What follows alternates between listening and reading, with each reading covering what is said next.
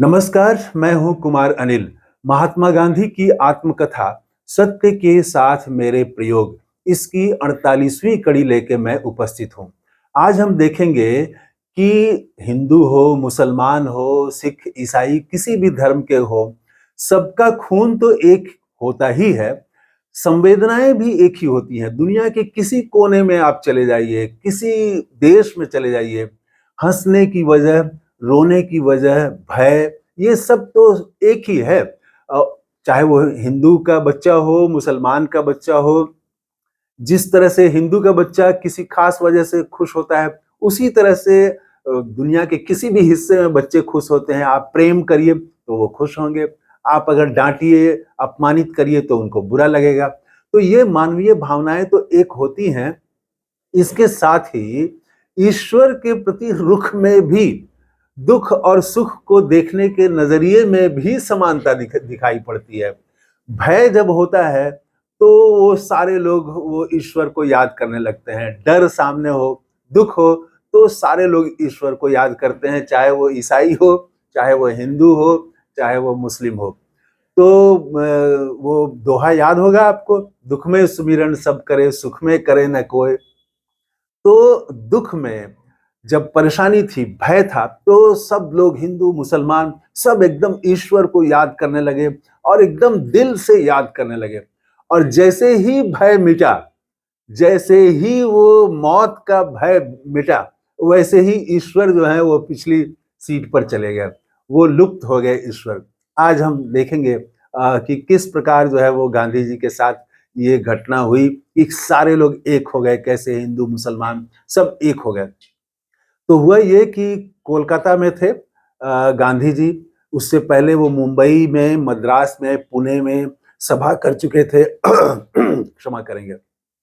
और उसके बाद वो कोलकाता में पहुंचे थे। कोलकाता में शुरू में रिस्पांस अच्छा नहीं था, लेकिन उनको दो अंग्रेजी अखबार के संपादकों ने मदद की, उनके आलेख छपे और माहौल बन गया कि अब कलकत्ता में भी सभा होगी दक्षिण अफ्रीका के मुद्दे पर।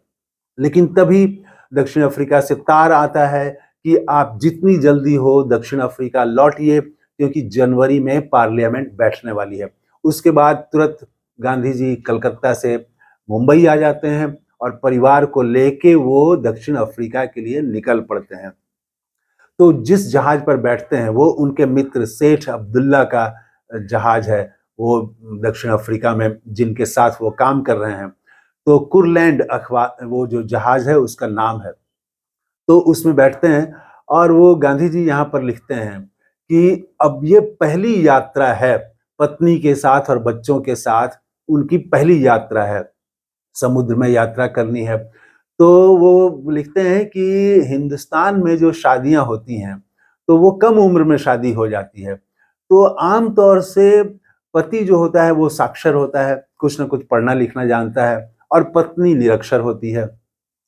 तो हर मामले में पति को शिक्षक की तरह व्यवहार करना पड़ता है, समझाना पड़ता है, सिखाना पड़ता है। हमने तो देखा है कि 30-35 साल पहले अगर पति पत्नी साथ सड़क पर चल रहे हो तो एकदम साथ नहीं चलते थे।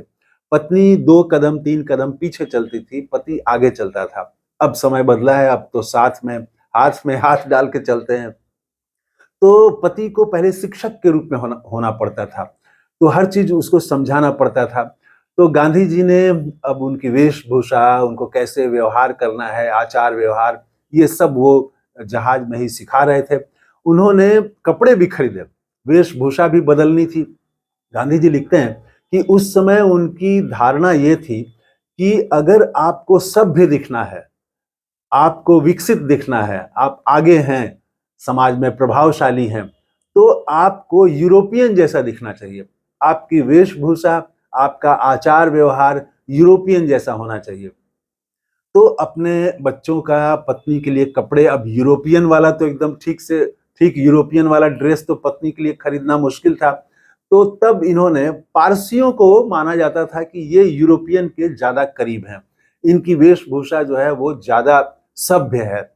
तो पत्नी के लिए जिस तरह की साड़ी पारसी महिलाएं पहनती हैं वैसी साड़ी खरीदी, और बच्चों के लिए कोट और पतलून ये सब खरीदे, और बूट तो सबके लिए, मोजा सबके लिए। और ये पहनना बच्चों को और पत्नी के लिए ये ड्रेस पहनना महीनों तक बहुत कष्टकारी रहा। और उनके वो बहुत सारे अड़चन थी, बहुत तरह के वो सवाल करते थे, गांधी जी सबका जवाब देते थे। लेकिन असल में तो उनके भीतर जो आज्ञा थी, पति वाला जो था, वो तो मूल बात वही थी कि अब पति कह रहे हैं तो मानना ही पड़ेगा। यहाँ पर गांधी जी लिखते हैं कि हिंदू धर्म में एक पत्नी जो है, वो पति को ईश्वर के रूप में मानती है और पति परायणता जो है उसी को धर्म की पराकाष्ठा मानती है कि अगर पति के प्रति वो समर्पित है तो ये धर्म है ये। और ये धर्म का उच्चतम स्तर यही है। और पति भी इस भाव को समझता है और पत्नी को नचाना शुरू करता है। और पत्नी को मजबूरन मजबूरन वो पति के इशारों पर नाचना पड़ता है। तो ये स्थिति थी। खैर, तो उसमें जो है किसी तरह से वो छुरी कांटे से खाना ये सब सिखा रहे थे वो। तो उसमें महीनों परेशानी हुई बच्चों को। और बाद में एक समय ऐसा आया जब वो यूरोपियन जैसा दिखने वाले ड्रेस भी गांधी ने और उनके परिवार ने छोड़ दिए। छुटी छुरी और कांटा भी छोड़ दिया, जूता और बूट और ये सब चीज छोड़ दिए वो लोग। तो वो समय बाद में आया। तो गांधी जी आगे लिखते हैं कि उसके बाद वो यात्रा शुरू हुई 18-19 दिन की। वहां से सीधा वो डरबन पहुंचने वाले थे, अब मुंबई से। और वो जहाज में, कुरलैंड जहाज में, चूंकि उनके दोस्त का था तो कहीं भी ये आ जा सकते थे और स्वतंत्र होके खूब लोगों से मिलजुल रहे थे।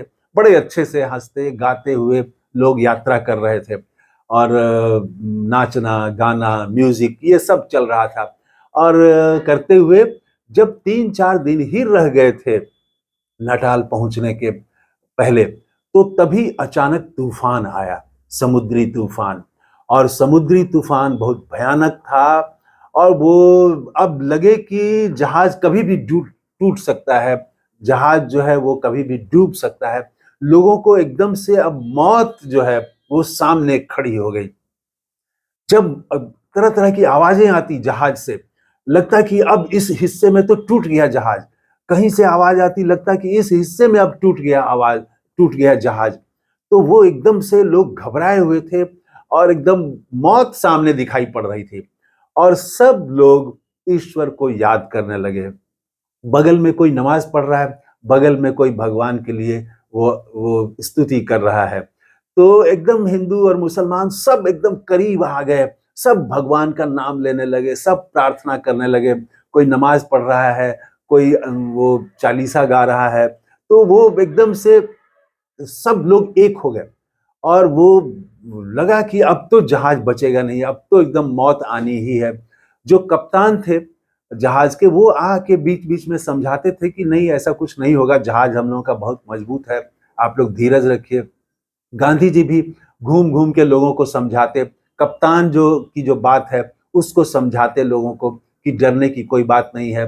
ये सब क्योंकि गांधी जी इसके पहले यात्रा कर चुके थे और वो लिखते हैं कि पहले भी वो ऐसे समुद्री तूफान देख चुके हैं। तो उनको एकदम मौत का भय तो उस तरह से नहीं था, डर नहीं था। तो उनको उनको मालूम था कि हम लोग पहुंच जाएंगे, सुरक्षित पहुंच जाएंगे। तो लोगों को वो दिलासा दिला रहे थे, हिम्मत दिला रहे थे। और उसके बाद ये 24 घंटे चला। 24 घंटा बीतना जो है वर्ष की तरह हो गया। दुख जो का समय जो होता है वो लंबा हो जाता है और सुख का समय जो है वो बहुत क्षणिक हो जाता है। कैसे सुख के समय में दिन बीत जाए, रात बीत जाए, पता नहीं चलता है। और दुख में जो है एक एक क्षण बिताना जो है वो भारी हो जाता है। तो इस तरह से वो 24 घंटा बीता होगा और बड़ी मुश्किल के दिन थे और सारे लोग एक हो गए। सब में एकदम से सच्ची भावना आ गई ईश्वर के प्रति। 24 घंटे के बाद फिर सूर्य भगवान के दर्शन हुए और उसके बाद मौसम साफ हुआ, तूफान रुक गया। और जैसे ही तूफान रुका, तुरंत जो है ईश्वर विलुप्त हो गया। ईश्वर का फिर पता नहीं, सब लोग जो है वो भगवान को भूल गए। करते थे, कभी कभी कर लेते थे, नमाज पढ़ लिए समय पर, लेकिन वो जो समर्पण था, वो जो ईश्वर से विनती थी, ईश्वर से निकटता दिखाने की कोशिश थी, वो सब खत्म हो गया। वो हृदय की स्वच्छता खत्म हो गई। अब बस टाइम है तो अब पूजा कर लेना है। तो दुख में सबको एक कर दिया, दुख ने। और मौत जब सामने थी तो हिंदू मुसलमान सब एक हो गए। तो कोई भी धर्म के हो, इस वीडियो में मैं यही कहना चाहता हूं कि आप कोई भी धर्म के हो, तो न सिर्फ हमारा खून एक है, बल्कि मानव जो संवेदनाएं हैं, मानव का जो भाव है, वो पूरी दुनिया में एक ही है। ये बेकार के झगड़े हैं और ये झगड़े सुख में हैं, आप निश्चिंत हैं इसीलिए झगड़े हैं। कल अगर कुछ प्रलय जैसी स्थिति आ जाए, अभी देखिए आप कुंभ में क्या हुआ, वहां पर तो भाई मुस्लिम समाज के लोग भी आए, वहां उन्होंने लंगर शुरू कर दिया। जो परेशान हिंदू कुंभ यात्री थे, उनके लिए वो उनका भोजन तय करा रहे थे, वो सब कुछ करा रहे थे। तो भगदड़ के बाद वाली स्थिति में तो ये झगड़े बेकार के झगड़े हैं और स्वार्थ के झगड़े हैं। इसलिए सच्चाई तो यही है कि जब मौत सामने होती है तब जो दिखाई पड़ता है वही सच है। बाकी फिर वो नाच गाना में हम भूल जाते हैं और फिर लड़ाई झगड़े ईर्ष्या द्वेष इन चीजों में हम लिप्त हो जाते हैं। ये ठीक नहीं है। इस वीडियो में इतना ही। थैंक यू, धन्यवाद, जय हिंद।